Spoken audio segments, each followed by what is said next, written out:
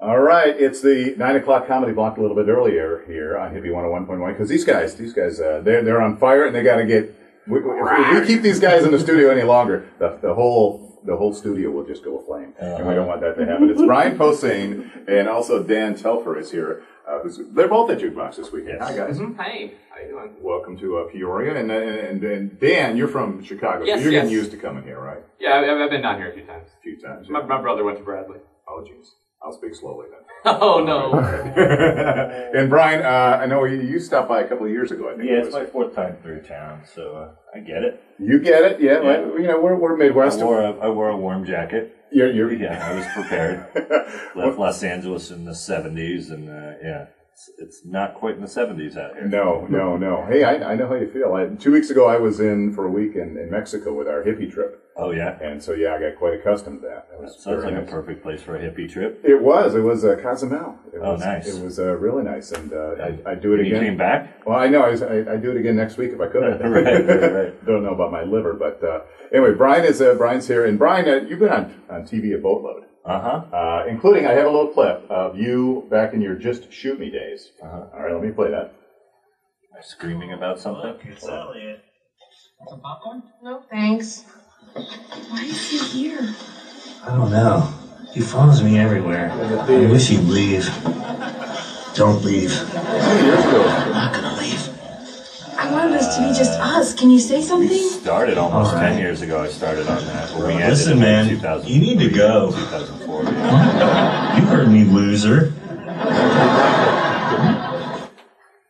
And this scene leads to you making out with this date. Right. Who's Mary Lynn? Is it Rice Cup? Yeah, she plays Chloe on 24. And her and I have been friends for a lot of years, so it was very awkward to really to do the fake romantic thing. But it really it had. Well, yeah, for us because she's like she was David Cross's girlfriend, like one of my best friend's girlfriends. Okay. And she was part of the whole Mr. Show gang, and so it was a little bit like making out with your stepsister. Not your sister, but still, all right, still not good. Because she played kind of a dork, but she was voted one of the most beautiful women in showbiz, I think, at one point. Yeah, she's a really cute girl, really attractive, but still like your sister. Yeah. Or your stepsister. Well, I know what you said. She has a down to earthness. Right. Yeah. Well, and I'm just saying because we've been friends almost 20 years now, so it's just weird. Okay. Well, anyway, He made out with her. But nowadays, people will know you probably best from the Sarah Silverman show. Yes. And you're going into year 3 with that? Season 3. Season 3. Yeah. Is a season and a year, are they different? They can be. Yeah. Well, actually, I think we've been on maybe 4 or 5 years now, but the writer's strike kind of screwed everything up a couple of years back. So we were on track, and then now we're just sort of behind. But things are good. We're doing well there, and we're on the Logo channel. Like 2 different networks are carrying it, and primarily because of myself and my friend Steve. We play these 2 gay characters that have like hit a chord with the gay world. No, it's true because we're not like any other characters you've ever seen on TV, of gay guys, because we don't play the stereotype. Yeah. Okay. I think people really like that. And so are you on Bravo? Nope, just those 2 places. No? Just, not yet. Yeah. Why don't they grab you on Bravo? Bravo, the other one? Yeah. I think that Bravo, isn't that the Kathy Griffin station? Yes. I think it is, yeah. Anyway. The the Kathy Griffin station. She's got her own network. Very happy to know she has a station. Not bad for a D-lister. Yeah. So what about Sarah Silverman? And there's another gal who's kind of on the hot side, and yet she's probably just a friend to you. And even though we at home, we think, hey. Yeah, no, it would be very weird if well, also, I don't think she's going to make out with the gay character on the TV show. that's right. She could try to, seduce me. Turn you to the other side, I suppose. That would be groundbreaking. Yeah. Brian Poseh is with us, and also partnering up today or with you this weekend is Dan Telfer from Chicago. And so, last night, did you guys begin here? Were you here last night? All right. But Dan and I have worked together a handful of times now. I just met him in Chicago a couple months back, and super funny guy. It's a good fit. It makes for a nice, solid show. Because he's smart and talks about smart things for half an hour.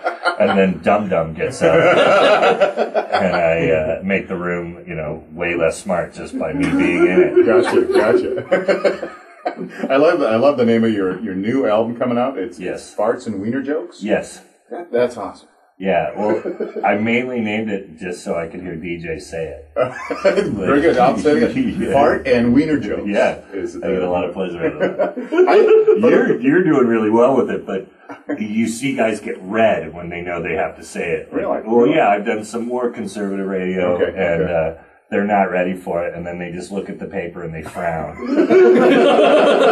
I have to say this out loud now. Right. And it's super juvenile, and that's why I called it that. My act isn't all juvenile, but juvenile stuff does make me laugh. Like, in my act, I'll giggle the hardest at my own jokes when they're really, really stupid. Right. No, I get that. I love the fart and wiener. On the afternoon show on ESPN that we used to do, when we had you on that a couple of years ago, I wanted to always do this segment called Name That Fart Friday. But my partners would never go along. They were like, no, it's too highbrow. That's too highbrow. And I thought the deal was, it was actually stealing from Danny Bonaducci, who you would know, because he was in Chicago for a while. And Danny Bonaducci used to do a very gross game called Pee That Tune. He'd have people with a cell phone in the bathroom, and they would try to make music while they're going to the bathroom. Right. And people would have to be pretty basic music. You couldn't really do any classical music. No. You got to be pretty talented. No, it was very basic music, like do, re, mi, and things like that. Right. But and so anyway, I thought I found that to be ridiculously funny, and so I thought, Name That Fart Friday, and people would have to fart on command, of course. That's hard to do. And then we would guess, we would name it and guess what they had for dinner the night before. Oh, I thought it was going a different way. I thought you would have maybe famous people fart. Oh. Yeah, me too. You would name. I feel like that clearly sounds like the tone and character. Yeah. That was really juicy. That's probably Kirstie Allen. That's why I never got off the ground. I didn't have you to help me out. Should have been punching that up. Still think you should do it. All right, so what's the deal with you guys in your relationships? I always got to check up. Are you married, single? Oh, we're both married and we both have children. Okay, all right. So different ladies. Good. Yeah, That's good. Thank goodness. Good. That would be that'd be weird. It doesn't care for that. A couple time zones apart. Right. That's good for you guys. So anyway, how old are the kids and that kind of He's stuff? a little more experienced than me. I've got a 9-month-old at home. Oh wow. Yeah, he's just figuring out that Daddy has to leave, and it's pretty hard. But I can't find any humor. But I don't know what I was going for. But they're funny though. At that age. Oh yeah, they're great. They're funny in general. They don't even have to work for the line. They don't have to worry about their timing or anything. Yeah, no, he laughs. He actually loves fart humor already. I bet. My wife makes a mean fart sound, and he'll giggle repeatedly. And Dan, how about your kids? How old? My daughter will turn 2 on April 3rd. Okay. So yeah, and she's awesome. She will interrupt you with a fart and then laugh and then point at herself, and she's very excited.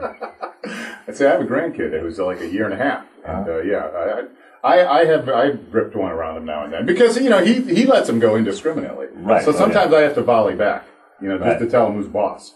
My guy, when he was about 3 months old, I had no idea they could get that loud when they're that little. And he scared my dog. Like, my dog jumped like somebody was breaking into the house. Like, I swear, the baby was right next to the dog. It was positioned well. And the dog was sound asleep, my Basset Hound Ernie.